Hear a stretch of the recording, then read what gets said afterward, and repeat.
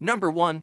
The ancient couch potato inside you. So you think you're lazy because you binge-watched 3 seasons of a show in a single sitting, only moved for snacks, and somehow still didn't refill your water bottle. Cool. But plot twist, that's not laziness, that's ancient survival programming. Your brain was designed 200,000 years ago, back when relaxing meant not getting eaten by a saber-toothed tiger, and expending extra energy was a big nope, unless food was literally running past you. If you didn't need to chase it or run from it, your brain would say, sit down, conserve calories. You'll need that for hunting mammoths later. Fast forward to today, no tigers, no mammoths, just a notification from DoorDash and a couch that hugs you back. But your brain, oh, it's still living in hunter-gatherer mode, whispering, don't get up, you might need that energy to survive the famine that's definitely not coming. Basically, you're operating on software written in a world where exertion meant life or death. Now it just means leg day, and your prehistoric brain couldn't care less about your gym goals.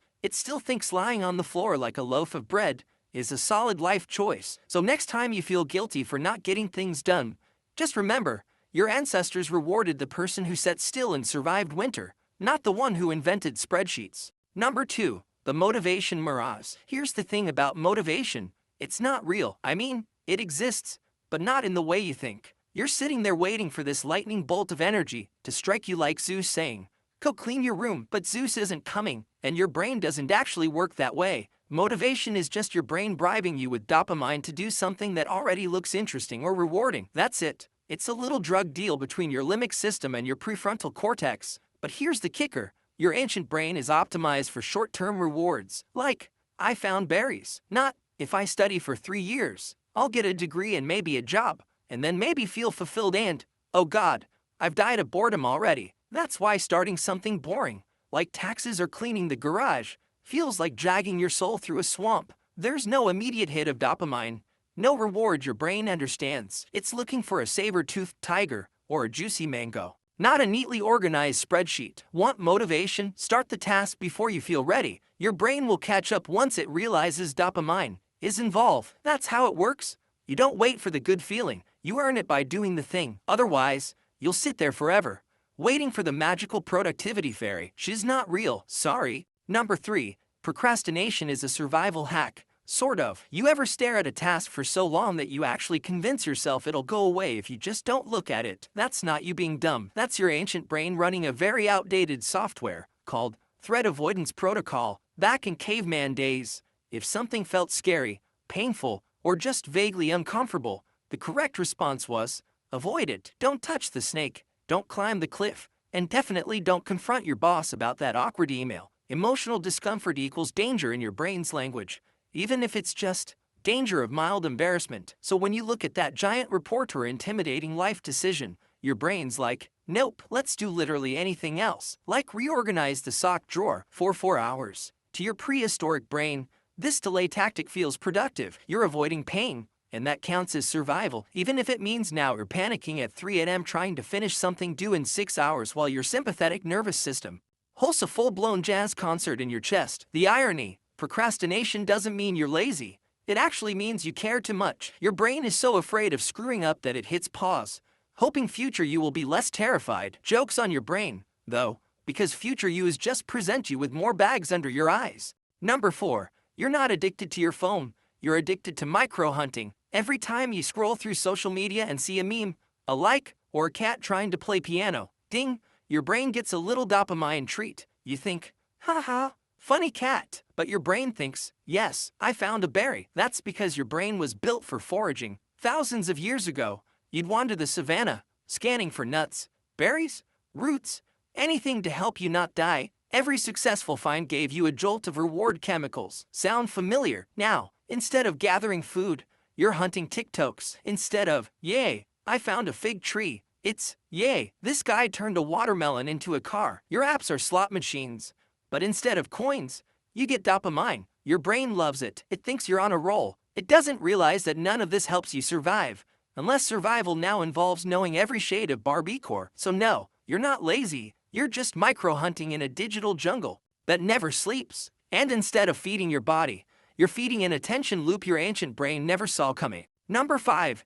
Your brain thinks stress means lions. Let's talk about stress. Modern stress is weird. You get an email from your boss, and suddenly your heart's racing like you're being hunted through the forest by something with claws. Why? Because your brain doesn't understand emails. It only understands threats. Back in the day, stress meant, something wants to eat me. That was a useful reaction. Blood rushes to your limbs, pupils dilate, digestion shuts down, you're in full run or die mode. Great for escaping predators. Less great when the predator is Karen from accounting asking if you've uploaded the spreadsheet. So now, instead of sprinting through a jungle, you're just sitting at your desk, chest tight, sweating through your shirt, while Word crashes for the 5th time, your brain's screaming, lion, and your body's like, bro, we're in a Zoom call. Even worse, chronic stress. Your ancestors dealt with it in short, intense bursts. Today, you marinate in it for decades. Mortgage, lion. Social rejection, lion. Accidentally liking someone's Instagram post from 2017. Saber-tooth level line. Basically, your nervous system is a drama queen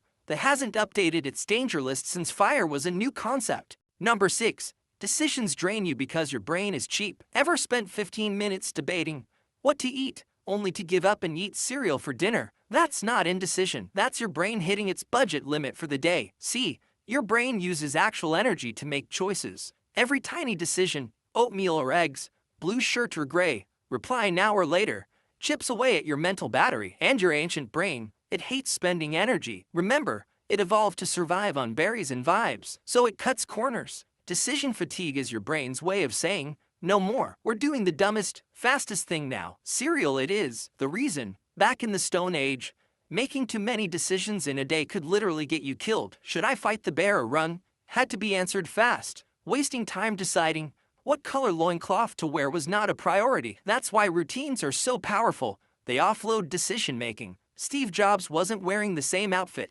every day because he was a fashion minimalist. He just knew his brain had better things to spend energy on, like building empires or escaping metaphorical bears. So no, your cereal dinner isn't failure. It's just efficient prehistoric energy conservation with milk. Number 7. Multitasking is a myth invented by liars. Let's shatter an illusion real quick. You're not multitasking. You're task switching and calling it talent. Your brain isn't juggling 10 things at once. It's rapidly turning things off and on like a broken light switch, frying itself with every toggle. You weren't built for this. Your ancient brain had one job. Don't die, so it focused hard on one thing. Is that rustling in the bushes a tasty rabbit or a murder tiger? No room in that moment for checking email, folding laundry, and drafting a passive-aggressive reply to Susan in HR. When you multitask, your brain actually gets worse at everything. Your IQ drops temporarily. You make more mistakes. You lose track of time. You open 17 tabs and forget why you're alive. Meanwhile, your brain is quietly screaming, please pick one thing. Even worse, multitasking gives you the illusion of productivity. Look at me, doing 5 things at once. No, you're doing 5 things badly at once. It's like trying to juggle knives while doing your taxes. Dramatic, chaotic, and likely to end in a mess. So next time you feel like a superhero for texting during a meeting while also checking Slack and writing a to-do list, remember, caveman, you just wanted to throw a spear, not update 37 Google Docs simultaneously. Number 8. Instant gratification isn't weakness, it's brain nostalgia. You know that feeling when you know you should do the hard thing, but then a cookie shows up, and suddenly you forget your entire life plan. That's not weakness, that's your brain throwing it back to the good old days. The very old days, when eat now, survive later, was the only rule. Back then, if you found food, you ate it immediately. There was no fridge, no pantry, no saving it for later. Delayed gratification was a one-way ticket to starvation. Now your brain sees sugar and goes, yes, energy. Eat it before a bear shows up, even though the only bear in your life is a stuffed animal named Larry. This is why long-term goals feel so boring. Your brain doesn't care about 6 months from now. It cares about surviving today. That's why the gym loses every time to Netflix. Netflix is here, now. Sweaty muscles and discipline, that's future you's problem. So yeah, your ancient brain loves instant gratification. It's just doing its best with instincts that were great for running from wolves, but terrible for resisting online shopping at 2 a.m. Number 9. Your to-do list feels like death. You write a to-do list. You feel proud, motivated. You are a grown-up human who has plans. Then you stare at it. 1 item, 2 items, 7, 15. Suddenly, you're paralyzed like a possum in a Walmart parking lot. Why? Because to your ancient brain, That list isn't a productivity tool, it's a threat map. Every unchecked task feels like an open loop, a danger, a problem not yet solved. And your brain, which evolved to freak out about one threat at a time, like, that thing has fangs, now sees a whole buffet of potential failure. Respond to emails, social threat, fix the leaky faucet, physical threat, call your aunt, emotional ambush. And because your brain can't tell the difference between, this might kill me, and, this might mildly inconvenience me, it triggers the same fight or flight alarm for both. Meaning, instead of checking off one item, you curl into a stress ball and scroll Instagram for 37 minutes. Want to trick your brain? Break things down stupidly small. Like, open laptop, write one sentence. That's it. Your brain can handle tiny missions, not the full battle plan. Basically, your to-do list needs to look less like a war strategy and more like a children's menu. Small, simple, digestible. Hold the existential dread. Number 10. You're designed to be bored. This might hurt a little. Boredom is your natural state. In ancient times, excitement meant danger, a hunt, a fire, a fight, a storm. But the goal, peace, stillness, a full belly and nothing chasing you. That was the dream. Today, peace feels like punishment. You sit still for 2 minutes and suddenly you're reaching for your phone, the remote, a snack, anything. You've been trained to fear boredom like it's contagious. But guess what? Your brain needs boredom. That's when creativity shows up. When your brain isn't chasing 10 things, it starts to think new thoughts, solve problems, daydream, invent stuff, like the wheel, or Minecraft, or sock puppets that somehow turn into multi-million-dollar YouTube empires. Problem is, your dopamine system got hijacked. Now you need constant novelty just to feel okay. And when things slow down, your brain panics, like, what do you mean we're not being stimulated 24/7? This is how we die. Spoiler, it's not. So if you ever feel lazy because you're bored and unmotivated, you're not broken. You're just a 200,000-year-old nervous system living in a circus of digital chaos. Of course you're overwhelmed. Of course you want to nap forever. It's not laziness. It's biology trying to play catch up with reality.